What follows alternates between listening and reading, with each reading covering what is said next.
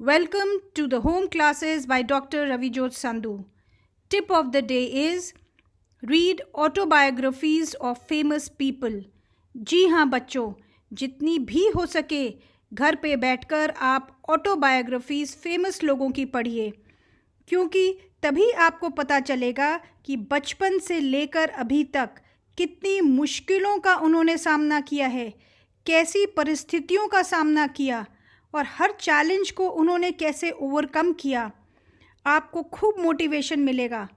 अब्दुल कलाम जी की जैसे wings of fire आप पढ़ सकते हैं, तो आप भी एक दिन ऊंचाइयों को ज़रूर छुएंगे। उनको अपना रोल मॉडल्स बनाइए, कोशिश करते रहिए, क्योंकि बच्चों कोशिश करने वालों की कभी हार नहीं होती।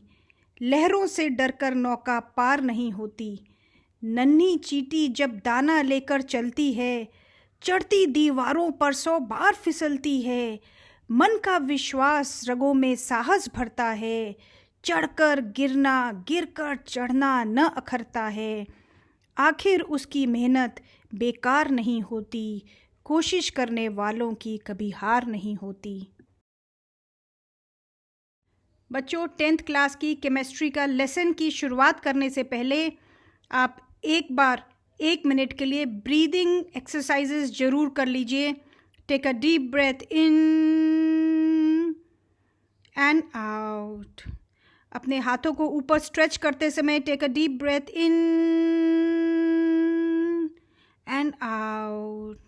खूब ऑक्सीजन को अंदर जाने दीजिए अपने लंग्स के सारे एल्वियोलाइज ताकि खुल जाएं, और CO2 और सारा जो आपकी अनवांटेड गैसेस हैं उनको बाहर निकाल दीजिए। Okay, so a very good morning children. So let's start with our chemistry of class 10th। बच्चों केमिस्ट्री में आपको 5 चैप्टर्स पढ़ने हैं 10th क्लास में। पहला चैप्टर है chemical reactions and equations. Second chapter you will be reading about acids, basis and salts. Third chapter metals और non metals का होगा। Fourth chapter carbon and its compound. और फिफ्थ चैप्टर जो है वो पीरियोडिक क्लासिफिकेशन ऑफ एलिमेंट्स। खूब ही मज़ेदार chapters हैं एंड आपका बेसिक्स अब स्ट्रॉन्ग हो गया है। जिसको थोड़ा सा भी डाउट है कि केमिकल फार्मूलाज कैसे लिखने हैं, वो प्लीज़ प्रीवियस 3 वीडियोस ज़रूर आप देख लीजिएगा और खूब बढ़िया से खूब इन्जॉय करते हुए हम लोग ये 5 लेसन जो है वो केमिस्ट्री के कवर करेंगे। So today we will start with the first chapter, chemical reactions and equations. तो एक दिमाग में एक माइंड मैप सा बना लेते हैं कि इसमें कौन कौन से सब टॉपिक्स हैं। पहला टॉपिक पढ़ेंगे factors to determine if a chemical reaction has taken place. Second we will learn about writing chemical equations and third we will talk about balancing of chemical equations in this video. Next video में बच्चों हम लोग cover करेंगे types of chemical reactions and effects of oxidation reactions in everyday life. After watching this video, certain learning outcomes will be achieved.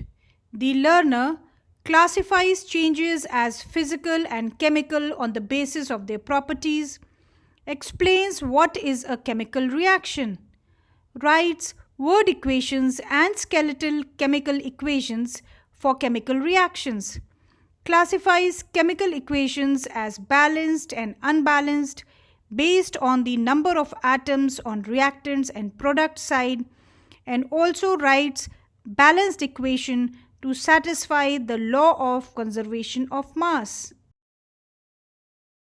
बच्चों इस chapter में आगे जाने से पहले लेट अस रिवाइज थोड़ा सा 9th में जो हमने पढ़ा था, that what are the differences between physical and chemical changes.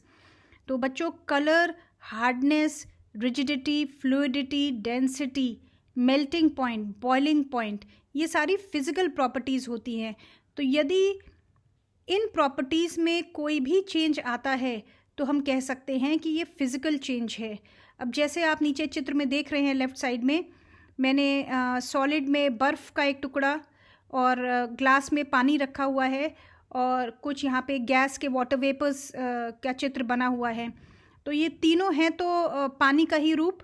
तो इंटर कन्वर्जन ऑफ स्टेट जो यहाँ पे दिख रहा है वो फिजिकल चेंज में आएगा. क्यों? क्योंकि no change in composition and no change in chemical nature of the substance. कोई नया पदार्थ नहीं बना, no new substance is formed, तो इसलिए ये फिजिकल चेंज हुआ. अब राइट हैंड साइड में देखिए, बर्निंग हो रही है, तो बर्निंग केमिकल चेंज है. हम केमिकल चेंज में क्या देखेंगे? Number 1 most important, new substance is formed. तो ये कह रहा है कि बर्निंग केमिकल चेंज क्यों है? Because one substance reacts with another to undergo change in chemical composition, and second, chemical change brings change in chemical properties of matter and we get a new substance. तो ये बातें आपने ध्यान में रखनी है जब ये चैप्टर में आगे आप बढ़ेंगे. और एक बड़ा ही इंटरेस्टिंग सा सवाल आपके लिए मैं छोड़ रही हूँ कि during burning of a candle both physical and chemical changes take place. Can you distinguish these? बच्चों, हमारे डेली लाइफ में कुछ सिचुएशंस जो हैं उनके चित्र मैंने यहाँ पे दिए हुए हैं, उन पे एक बार गौर करते हैं. पहले चित्र में देखिए, अगर हम दूध को गर्मियों में बाहर कमरे में रूम टेम्परेचर पर छोड़ दें तो क्या होगा? उसने तो फट ही जाना है. आगे देखिए, एक तवा रखा हुआ है और उस पर कितना जंग लगा हुआ है. ग्रेप्स फर्मेंट हो रहे हैं और खाना पक रहा है नीचे. बड़ा स्वाद खाना है. इस स्वाद खाने को जब आपने खाया तो हमारा वो खाना जो है अंदर बॉडी में जाकर डाइजेस्ट हो जाएगा. और हाँ बच्चों, लास्ट चित्र में आप देख रहे हैं कि हम लोग रेस्पिरेशन कर रहे हैं. तो इन सब चित्रों में कुछ कॉमन क्या सिचुएशंस हैं? कॉमन चीज़ क्या है कि nature and identity of the initial substance, उनमें कुछ बदलाव आ गया है. Some new substance has been formed. तो बच्चों, ये जो है ये फिज़िकल चेंजेस नहीं हुए, ये सारे के सारे हुए केमिकल चेंजेस. जी हाँ बच्चों, जब भी केमिकल चेंज होगा तो हम कह सकते हैं कि ज़रूर कोई केमिकल रिएक्शन हुई होगी. जब कोई नया सब्सटेंस बना तो हमने कहा कि उसमें केमिकल चेंज हुआ है. So whenever chemical change occurs we can say that a chemical reaction has taken place. Now let us understand this by taking examples. तो पहला एग्जाम्पल हम ले रहे हैं NCERT की activity 1.1 burning of magnesium ribbon. तो अगर आप इस एक्टिविटी को पढ़ेंगे तो बच्चों आपको सबसे पहले मैग्नीशियम रिबन की स्ट्रिप लेनी है.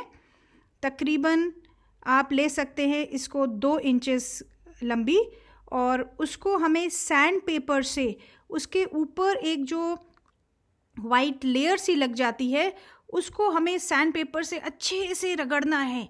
एकदम करके रगड़ के उसको वो मैग्नीशियम ऑक्साइड की परत जो लगी है उसे उतार देना है.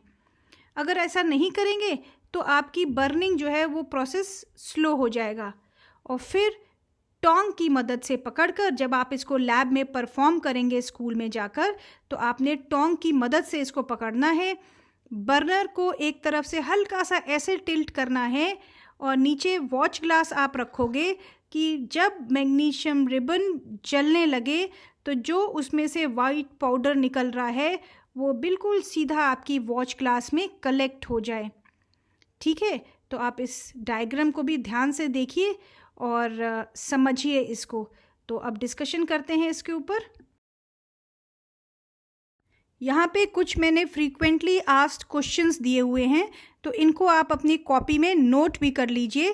पहला क्वेश्चन जो है that is why is magnesium ribbon rubbed with sand paper before burning. तो ये आप समझ चुके हैं, तो इसको आप नोट कर लीजिए. Next is write down 2 observations when magnesium ribbon is burnt in air. तो पहला आपने क्या देखा? that magnesium ribbon burns with dazzling white flame, as you can see in the figure also. And number 2 is that magnesium ribbon turns into white powder. ठीक है, तो ये 2 observations आप याद रखिएगा. Now sometimes you are asked that name this white powder. So this white powder is magnesium oxide. So how is magnesium oxide formed? आपने देखा था कि सबसे पहले आपने लिया मैग्नीशियम, तो इस मैग्नीशियम को आपने डायरेक्ट फ्लेम में बर्न किया, तो ये मैग्नीशियम एयर से ऑक्सीजन के साथ जुड़कर और मैग्नीशियम ऑक्साइड बनाता है। तो ये आप नोट कर लीजिए। बच्चों, अब एक और मज़ेदार activity 1.2 from NCERT text book.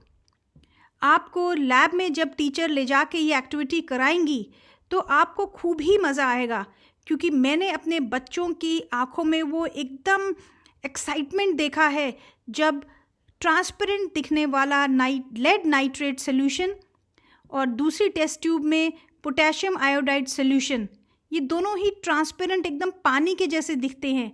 इन दोनों सोल्यूशन को जब बच्चे आपस में मिलाते हैं तो एकदम से कलर चेंज, और आप देख रहे हो कि एकदम कैडमियम येलो कलर का थिक पीपीटी बन जाता है। और बच्चों को बड़ा ही मज़ा आता है, क्योंकि उन्हें पता ही नहीं होता कि ये जो दो पानी जैसे दिखने वाले लिक्विड्स आपस में मिलकर इस तरीके का रंगीन पीपीटी बना देंगे। तो ये आपको पूछा जाता है कि write down the observations made when solution of lead nitrate and potassium iodide are mixed. So you have to say yellow precipitate of lead iodide is formed. अब करते हैं activity 1.3 from NCERT textbook, which says that take few zinc granules in a conical flask. तो zinc granule conical flask में लेने से पहले हम जरा zinc granules के कलर को ऑब्जर्व कर लें, क्योंकि आपको एग्ज़ाम में ये अक्सर पूछ लिया जाता है कि इस रिएक्शन को करने से पहले जिंक ग्रैन्यूल्स का क्या कलर था और रिएक्शन ख़त्म होने के बाद क्या कुछ बदलाव आया उनके रंग में। तो आपको कैसा दिखाई दे रहा है ये colour? It is silverish grey in colour, so keep this in mind. और बच्चों, यहाँ पे आपको मैं याद दिला दूँ that you are learning science, and one of the motto of learning science is developing observational skills in children. तो आपको हर चीज़ को बहुत अच्छे से ध्यान से ऑब्ज़र्व करने की जो है वो स्किल डेवलप करवाता है ये साइंस। तो इसलिए रंग परिवर्तन किसी चीज़ में जो है वो एक आपको ऑब्जर्वेशनल स्किल है। अच्छा, अब तो ये हो गया कि हमने इस जिंक ग्रैन्यूल्स को कोनिकल फ्लास्क में डाल दिया। उसके बाद आपको डाइल्यूट सल्फ्यूरिक एसिड या डाइल्यूट हाइड्रोक्लोरिक एसिड, दोनों में से कोई एक एसिड थोड़ी सी मात्रा में कोनिकल फ्लास्क में डाल देना है, और उस कोनिकल फ्लास्क को टाइटली एक कॉर्क से कर दीजिए बंद। आप उसमें जो है एक होल करके और एक ट्यूब, ग्लास ट्यूब भी इंसर्ट कर सकते हैं, अगर आपको वो गैस जो है उसमें जो बनेगी वो बाहर की तरफ कलेक्ट करनी है। तो आप देख रहे हैं तीसरे चित्र में उसके ऊपर एक गुब्बारा लगा दिया गया, और गुब्बारा फूल क्यों गया? ये क्विज में अक्सर हम क्वेश्चन पूछते हैं बच्चों से। तो चलिए अब हम ढूंढते हैं कि आपने do you observe anything happening around the zinc granules. ध्यान से जब ये रिएक्शन हो रहा होगा तो आप पाएंगे कि जिंक ग्रैन्यूल्स के पास कुछ बुलबुले से आ रहे थे। तो दैट मीन्स ऑब्जर्वेशन क्या लिखेंगे आप? That bubbles are observed around zinc granules. तो इसका मतलब कोई गैस निकल रही है, evolution of gas is taking place. और अगर आप इस कोनिकल फ्लास्क को बाहर से अपनी हथेली से टच करेंगे ना तो क्या पाओगे? अरे ये थोड़ा सा गर्म हो गया है। तो गर्म हो जाने का मतलब क्या? कि टेम्परेचर इसका इंक्रीज हुआ है। सो टेम्परेचर राइज इंडिकेट्स दैट ये रिएक्शन तो एक्सोथर्मिक रिएक्शन है, क्योंकि जिस रिएक्शन में हीट निकलती है वो एक्सोथर्मिक रिएक्शंस होती हैं। तो ये सब बातें आपने इस रिएक्शन को जब आप कर रहे होंगे तो ये ऑब्जर्व करनी है। तो ये फटाफट नोट कर लीजिए अपनी कॉपी में। तो बच्चों, अगर आपसे कोई पूछता है कि क्या केमिकल रिएक्शन हुई है या नहीं, ये आप कैसे पता लगाओगे? तो अब आपको ये तीनों एक्टिविटीज़ करके ये अंदाज़ा हो गया होगा कि आपको 4 ये जो ऑब्जर्वेशंस दी हुई हैं अगर कोई चेंज इन स्टेट होता है तो आप कहोगे कि यस केमिकल रिएक्शन हुई है. चेंज इन कलर हुआ, जैसे कि लेड आयोडाइड बना था एकदम से येलो कलर बन गया, तो that means that was a chemical reaction. Evolution of gas, जो आपने अभी जिंक ग्रैन्यूल्स डाले डाइल्यूट सल्फ्यूरिक एसिड में तो हाइड्रोजन गैस बनी, तो that means chemical reaction has taken place. And change in temperature, वही रिएक्शन जो है आपने देखा था कि प्रोडक्ट जब बने तो गर्म सा हो गया था बाहर से कोनिकल फ्लास्क. सो ये चारों चीज़ें में से कोई एक भी हो या दो भी हों तो आप कह सकते हो कि yes chemical reaction has taken place. तो ये आप नोट कर लीजिए चारों पॉइंट्स. हम केमिकल इक्वेशंस को और भी ज़्यादा कंसाइज और यूज़फुल बना सकते हैं अगर हमने एटॉमिक सिंबल्स और केमिकल फॉर्मूले का इस्तेमाल किया इंस्टेड ऑफ वर्ड्स. तो हम एक स्टेप और आगे बढ़ते हैं. तो जैसे हमने कहा था कि मैग्नीशियम प्लस ऑक्सीजन, तो मैग्नीशियम की जगह हम लिखेंगे उसका सिंबल Mg, प्लस ऑक्सीजन की जगह हमने लिखा O2, गिव्स मीन्स एरो, और एरो की हेड की तरफ हमने राइट हैंड साइड में लिखना था मैग्नीशियम ऑक्साइड, तो हमने लिखा केमिकल फॉर्मूला उसका MgO. ठीक है ना बच्चों. तो अब इसमें ज़रा आप देखिए कि मैग्नीशियम दोनों तरफ लेफ्ट हैंड साइड और राइट हैंड साइड, मैग्नीशियम जो है उसका है एक एटम और ऑक्सीजन जो है वो लेफ्ट हैंड साइड में दो एटम्स हैं, लेकिन राइट हैंड साइड में एक ही एटम है उसका. तो ये अनबैलेंस्ड हैं क्योंकि भार जो है दोनों तरफ इक्वल नहीं है. तो जब ऐसी केमिकल इक्वेशंस होती हैं तो हम इनको कहते हैं स्केलेटल केमिकल इक्वेशन.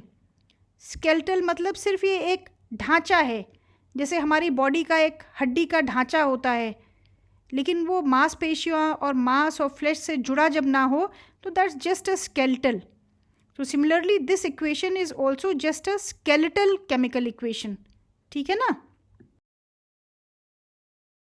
लिखने को तो हम स्केलेटल केमिकल इक्वेशन लिख सकते हैं, लेकिन वास्तव में जब केमिकल रिएक्शंस होती हैं तो according to law of conservation of mass दोनों तरफ के रिएक्टेंट्स और प्रोडक्ट्स, दोनों तरफ के एलिमेंट्स का भार जो है वो सेम होता है. तो अगर आप रिकॉल करें अपने 9th क्लास में जो आपने पढ़ा था law of conservation of mass को, तो आप जानोगे that in chemical reaction total mass of elements in the products that has to be equal to the total mass of elements present in the reactant. और इसीलिए तो number of atoms of elements, जितने भी reactant में जो दो कोई भी चीज़ें आपस में मिल रही हैं तो वहाँ पे जितने elements हैं उनके number of atoms वो हमेशा बराबर होंगे number of atoms of elements in the products. तो इसीलिए तो हम लोग बैलेंस करते हैं केमिकल इक्वेशन को. तो इस बात को ज़रूर याद रखिएगा. चलिए अब हम दोबारा से अपनी एक्टिविटी 1.3 को उठाते हैं यहाँ पर, जिसमें जिंक ग्रैन्यूल्स की रिएक्शन हमने कराई थी डाइल्यूट सल्फ्यूरिक एसिड के साथ और बना था जिंक सल्फेट और हाइड्रोजन गैस. तो सबसे पहले इसको वर्ड इक्वेशन के रूप में लिखेंगे बच्चों. तो हमने लिखा जिंक. स्टेटमेंट को हमने वर्ड इक्वेशन में लिखते समय सिर्फ हमने जो फॉर्मूला है या एटॉमिक सिंबल है उसकी मदद से पूरा करना है. तो पहले हम शब्दों में उसको लिख लेंगे. तो हमने लिखा जिंक रिएक्ट्स विद, ये लिखा है ना स्टेटमेंट में, तो रिएक्ट्स विद में हम हमेशा लगाएंगे प्लस का चिन्ह. So zinc plus sulphuric acid. तो जहाँ पे आएगा स्टेटमेंट में इट फॉर्म्स या इट गिव्स, तो वहाँ पे इट फॉर्म्स में बन जाएगा एरो. क्या ये फॉर्म करता है? तो फॉर्म्स मतलब प्रोडक्ट, तो प्रोडक्ट की साइड में हम लिखेंगे जिंक सल्फेट प्लस हाइड्रोजन. तो ये तो हो गया वर्ड इक्वेशन. अब इसको सिंबल्स और फॉर्मूले की मदद से और स्पेसिफिक कर देते हैं. तो जिंक का हमने लिखा Zn प्लस सल्फ्यूरिक एसिड का हमने उसके नीचे लिखा फॉर्मूला H2SO4. एरो बनाया और एरो के हमने राइट हैंड साइड पे लिखा प्रोडक्ट्स जिंक सल्फेट, तो इसका फॉर्मूला हुआ ZnSO4 प्लस हाइड्रोजन, तो हमने लिख दिया प्लस H2। तो चलिए अब हम देखते हैं कि क्या ये इक्वेशन बैलेंस है। तो इसके लिए आपको बनाना पड़ेगा एक छोटा सा टेबल। तो जो आप देख रहे हैं नीचे की तरफ टेबल बना हुआ है, तो उसमें मैंने लेफ़्ट हैंड साइड पे लिख दिए हैं एलिमेंट्स, वो एलिमेंट्स जो इस इक्वेशन में आए हैं। और फिर हमने लिखा है रिएक्टेंट, मतलब जो लेफ़्ट हैंड साइड में number of atoms of reactant लिखेंगे और फिर प्रोडक्ट्स के नंबर ऑफ एटम्स लिखेंगे। तो सबसे पहले मैंने लिखा है जिंक। तो अगर आप जिंक को देखिए लेफ़्ट हैंड साइड में, तो आपका रिएक्टेंट में एक जिंक है और प्रोडक्ट में भी एक जिंक है। हाइड्रोजन पे चलिए, तो हाइड्रोजन लेफ़्ट हैंड साइड पे, यानी number of atoms of hydrogen in the reactant 2 है, क्योंकि H2SO4 है ना फॉर्मूला, तो H2 हुआ तो 2 एटम्स हुए। और यहाँ पे प्रोडक्ट में हाइड्रोजन गैस H2 ही होता है, तो वहाँ भी 2 एटम हुए। तो ये आपने दोनों तरफ लिख दिया 2। अब S, जो सल्फ्यूरिक एसिड में S है, दैट इज़ सल्फर एटम, तो एक सल्फर एटम हुआ आपका लेफ्ट हैंड साइड पे और एक सल्फर एटम हुआ राइट हैंड साइड पे, क्योंकि ZnSO4 में भी S है। अब ऑक्सीजन को हम देखते हैं, तो ऑक्सीजन जो है लेफ्ट हैंड साइड पे H2SO4 में 4 जो हैं वहाँ पे एटम्स हो गए, और ZnSO4 में भी ऑक्सीजन 4 हैं। तो आपने इस टेबल की मदद से आपने ये देख लिया कि Zn भी दोनों तरफ इक्वल है, H सल्फर ऑक्सीजन रिएक्टेंट में और प्रोडक्ट में दोनों तरफ नंबर ऑफ एटम्स इक्वल हैं। तो as the number of atoms of each element is same on both the sides, we can say this is balanced equation. So children, now you have an equation written, Fe plus H2O gives Fe3O4 plus H2. When iron reacts with water, iron का symbol हुआ Fe, when it reacts with water H2O, it forms, arrow लगाया, it forms ferric oxide. तो ferric जो है इसको iron oxide भी कह सकते हैं, ferric oxide, ferric is iron, और साथ में बना H2 हाइड्रोजन गैस निकली। तो इसको हमें सबसे आपने स्टेप्स फॉलो करने हैं। स्टेप 1 पे आप ध्यान दीजिए। तो आपने बनाना है सबसे पहले एक टेबल, उस टेबल में आपने एलिमेंट्स लिखिए जो जो इस रिएक्शन में आए हैं। तो यहाँ पे आया है आयरन, हाइड्रोजन एंड ऑक्सीजन। तो Fe पे अगर स्टेप 1 पे देखें तो रिएक्टेंट की साइड पे क्या है, Fe है और H2O है। तो रिएक्टेंट में Fe है 1, और प्रोडक्ट साइड में देखिए, प्रोडक्ट में है Fe3O4, तो Fe हुआ 3, तो वो नोट कर लीजिए। वैसे ही हाइड्रोजन को दोनों तरफ देखिए, इधर में पानी में H2O में H2 है, तो रिएक्टेंट में लिखा आपने 2, और प्रोडक्ट में भी H2 है तो लिखा आपने 2। और ऑक्सीजन को भी नोट करिए, H2O में एक ऑक्सीजन है तो रिएक्टेंट में हमने लिखा number of oxygen atom 1, and in product Fe3O4 में number of atoms of oxygen is 4। अब आइए स्टेप 2 पर। तो स्टेप 2 के टेबल पे हमने इनको इक्वल करने की कोशिश की है, क्योंकि आयरन आप देख रहे हो कि रिएक्टेंट में 1 है और प्रोडक्ट में है 3, तो इसको हम बराबर कैसे कर सकते हैं, मल्टीप्लाई करके। तो हमने 1 को मल्टीप्लाई किया है 3 से, तो वो 3 हो गया। तो अब वो प्रोडक्ट में जितने भी आयरन के एटम्स हैं उसके बराबर हो गया। हाइड्रोजन देखिए दोनों तरफ ही बराबर है, तो इसको हमें बैलेंस करने की ज़रूरत नहीं है। ऑक्सीजन पे आइए, ऑक्सीजन आपका रिएक्टेंट में है 1 और प्रोडक्ट्स में 4 हैं आपके पास एटम्स ऑफ ऑक्सीजन, तो इसको बैलेंस करने के लिए हम लोग 4 से मल्टीप्लाई करेंगे। तो ये आपका हो गया 4 से मल्टीप्लाई किया इंटू 4, जो कि मैंने रेड से लिखा हुआ है, तो ये हो गया 4। तो अब ये टेबल में तो बैलेंस हो गया। अब इसको हम इक्वेशन में कैसे लाएंगे, तो स्टेप 3 पर आइए। स्टेप 3 पे आप देख रहे हैं, मैंने जो भी एलिमेंट्स या जो आपके यहाँ पे फॉर्मूले हैं, सबसे पहले आप उनके दोनों तरफ ब्रैकेट लगा दीजिए, या आप बॉक्स भी बना सकते हो। तो आपने जब ब्रैकेट में मैंने लिख दिया, इसका मतलब ब्रैकेट के अंदर कोई भी चेंज नहीं हो सकता। जब हम बैलेंसिंग करेंगे तो जो हमें नंबर ऑफ एटम बदलने के लिए आगे उनके 3, 4, 2 जो भी लगाना होगा, वो जो ब्रैकेट के अंदर है उसको आपने बिल्कुल नहीं छेड़ना। ठीक, तो अब हमने स्टेप 2 में जो टेबल में इक्वल किया था, तो हमने किया था Fe में रिएक्टेंट्स में हमने 3 से मल्टीप्लाई किया है, तो रिएक्टेंट की तरफ Fe में हमें 3 करना है। तो स्टेप 4 पे देखिए, स्टेप 4 पे मैंने रेड कलर से लिखा हुआ है Fe एटम के आगे 3, ठीक है ना। तो रिएक्टेंट में ही ऑक्सीजन भी बढ़ा था, तो ऑक्सीजन रिएक्टेंट में मैंने ब्रैकेट के बाहर लिख दिया 4।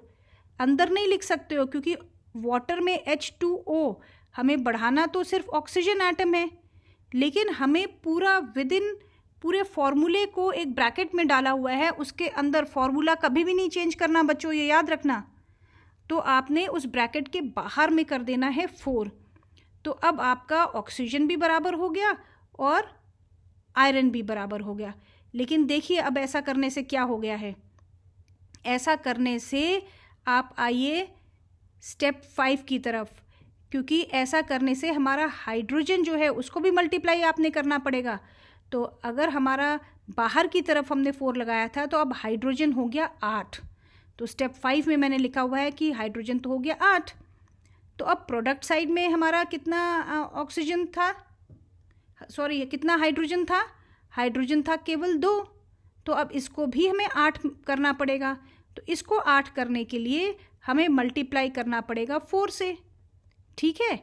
तो अब आप आइए स्टेप 6 पर, और वहाँ पे प्रोडक्ट साइड में क्योंकि आपने मल्टीप्लाई किया है, तो प्रोडक्ट की तरफ जहाँ पे हाइड्रोजन लिखा है, तो वहाँ पे आप उसके ब्रैकेट के बाहर में आपने लगा दिया 4।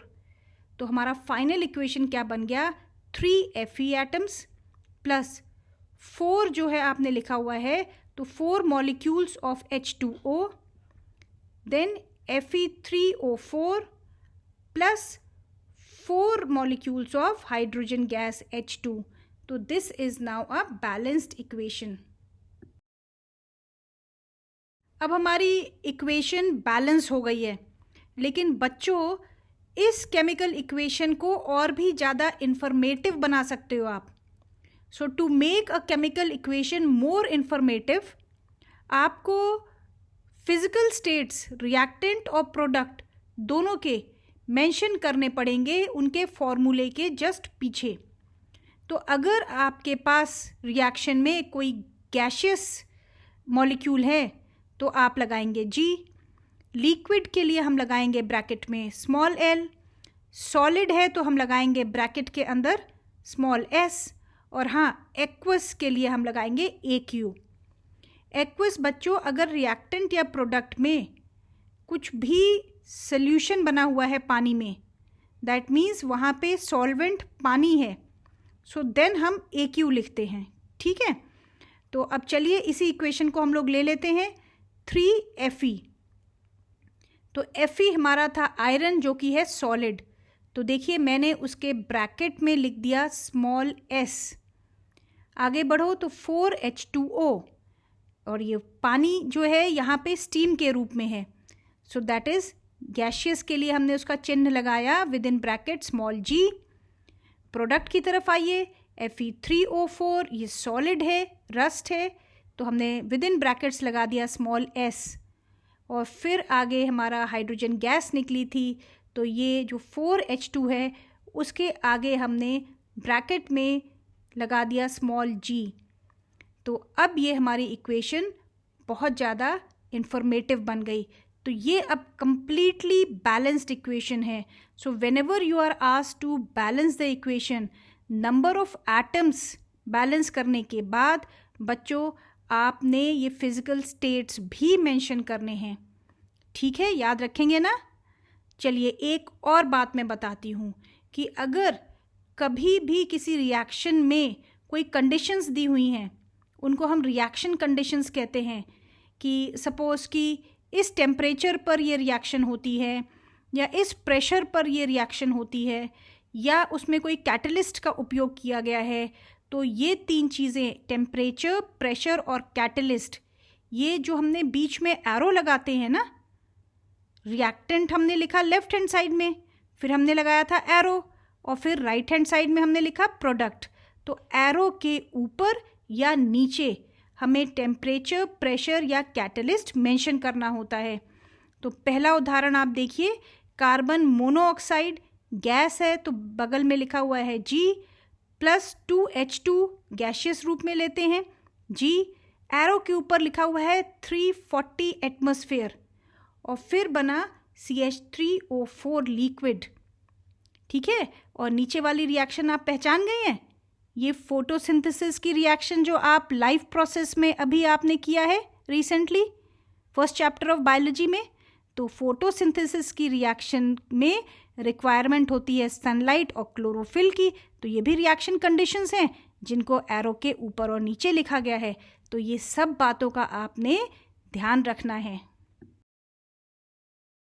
बच्चों, बैलेंसिंग ऑफ इक्वेशंस आप तभी अच्छे से कर पाओगे अगर आप इसकी प्रैक्टिस करेंगे। और बच्चों, प्रैक्टिस करने के लिए आपको कम से कम 8-10 सवाल अपने आप करने पड़ेंगे। तो यहाँ पे page 6 of NCERT science text book का क्वेश्चन 2 मैंने लिखा है, that right the balanced equation for the following. तो चलिए थोड़ी सी प्रैक्टिस कर लेते हैं। पहले वाले उदाहरण को जैसे हमने थोड़ा सा आपके लिए सॉल्व किया है, हाइड्रोजन + क्लोरीन गिव्स, एरो के बाद लिखा हुआ है हाइड्रोजन क्लोराइड। तो ये वर्ड इक्वेशन आपको दी हुई है। तो स्टेप 1 क्या करना है, आपने वर्ड इक्वेशन को इसके सिंबल या फॉर्मूले के रूप में लिख लेना है। तो आपकी केमिकल इक्वेशन बनी, हाइड्रोजन का आपने लिखा H2, क्लोरीन का लिखा Cl2, gives hydrogen chloride HCl। और फिर आप स्टेप 2 में बनाएंगे टेबल। ठीक है, तो टेबल में नंबर ऑफ एटम्स रिएक्टेंट की तरफ कितना है और प्रोडक्ट की तरफ कितना है, ये आपने नोट कर लेना है। तो ये मैंने आपके लिए नोट तो कर दिया है, लेकिन ये आप देख ही रहे हैं कि दोनों तरफ बैलेंस्ड नहीं है ये। तो ये आप खुद बैलेंस करेंगे। तो अगेन आपने ब्रैकेट लगानी है, और ब्रैकेट के आगे क्या आप लगाओगे कि ये बैलेंस हो जाए, तो ये आप जरा करिए अपने आप। और बिल्कुल इसी तरीके से आपने सेकेंड इक्वेशन भी करना, जिसमें barium chloride + aluminium sulphate gives barium sulphate and aluminium chloride. तो इसमें आपको सबसे पहले बच्चों आपको सही केमिकल फॉर्मूला लिखना पड़ेगा। और अगर आपको कहीं पे कोई कन्फ्यूजन है कि केमिकल फॉर्मूला कैसे लिखते हैं, तो please again I am requesting you कि जो पहले 3 वीडियोज़ हैं जिसमें मैंने 9th का रिवीजन कराया हुआ है, उसमें आपने बैलेंसिंग से पहले जो ये चीज़ें हैं, केमिकल फॉर्मूला लिखना, ठीक है ना, और किस तरीके से जो है आपको इलेक्ट्रॉनिक कॉन्फ़िगरेशन लिखना है, कैसे आप वैलेंसी पहचान सकते हो, ये सब प्लीज़ एक बार दोबारा रिवाइज कर लीजिए। और फिर वापस आइए यहाँ पे, और बेरियम क्लोराइड BaCl2 बनेगा इसका फॉर्मूला सही, ठीक है ना बच्चों। और एल्युमिनियम सल्फेट का अब लिख पाएंगे आप अपने आप। तो चलिए करिए खूब practice. So now I have come towards the end of this video lesson. So you have another last question for practice, which says that write a chemical balanced equation with physical state symbols for the following reactions. So let me read out the statement. यहाँ फ़र्क ये है कि इन्होंने word equation नहीं दी है, तो इन्होंने statement दे दिया है। तो आपने लिखना है solutions of barium chloride. So barium chloride is BaCl2, और क्योंकि ये सोल्यूशन है तो इसमें आप ब्रैकेट में लिखेंगे AQ एंड सोडियम सल्फेट। तो सोडियम सल्फेट आपका हुआ Na2SO4 इन वाटर। तो ये दोनों सोल्यूशन इन वाटर हैं, तो ये आगे आप L नहीं लगाओगे, फिजिकल स्टेट में आप लिखोगे इसको ब्रैकेट में AQ। सो इट गिव्स मतलब मैंने कहा था आपको पहले भी, जब फॉर्म्स या गिव्स आएगा तो आप एरो लगाएंगे। तो एरो के उस तरफ आपने लिखना है प्रोडक्ट में कि ये इनसॉल्युबल बेरियम सल्फेट बना, it gives insoluble barium sulphate. तो इनसॉल्युबल है यानी कि ये प्रेसिपिटेट बना है, ठीक है। तो आप ब्रैकेट में ये S आ जाएगा, ठीक है। तो यहाँ पे बच्चों मैं एक बात बता दूँ कि प्रेसिपिटेट क्या होता है। A precipitate is an insoluble solid that emerges from a liquid solution. और यूजुअली ये प्रेसिपिटेट जो है वो सस्पेंशन की तरह फ्लोट होता रहता है, और ये तब बनता है जब दो सॉल्युबल सॉल्ट्स आपस में रिएक्ट करते हैं तो कुछ एक इनसॉल्युबल सा प्रोडक्ट बन जाता है जिसको हम प्रेसिपिटेट कहते हैं, ठीक है ना। तो ये थिक सा होता है। तो स्टार्टिंग में तो आपको पूरा ये लगेगा कि जैसे कि एकदम सॉलिड बन गया है, जैसे हमने वो लेड नाइट्रेट वाला रिएक्शन किया था। तो जब आपने लेड नाइट्रेट जो लिया था, उस लेड नाइट्रेट में आपने जैसे ही पोटेशियम आयोडाइड डाला तो एकदम से थिक येलो कलर का लेड आयोडाइड बन गया था। So lead iodide was the thick precipitate, ठीक है। तो थोड़ी देर के बाद वो बैठ भी जाता है प्रेसिपिटेट। तो इस तरीके से आपको थोड़ी सी अपनी नॉलेज बढ़ानी है और फिज़िकल स्टेट सिंबल्स को भी लिखना है। जब इक्वेशन पूरी बैलेंस्ड हो जाती है तो आप खूब प्रैक्टिस करिए, और अगर इसके आपको आंसर्स मैच करने होंगे, अपने टैली करने होंगे, तो आंसर्स के साथ मिलते हैं हम नेक्स्ट वीडियो में। So thank you for watching and happy chemistry learning.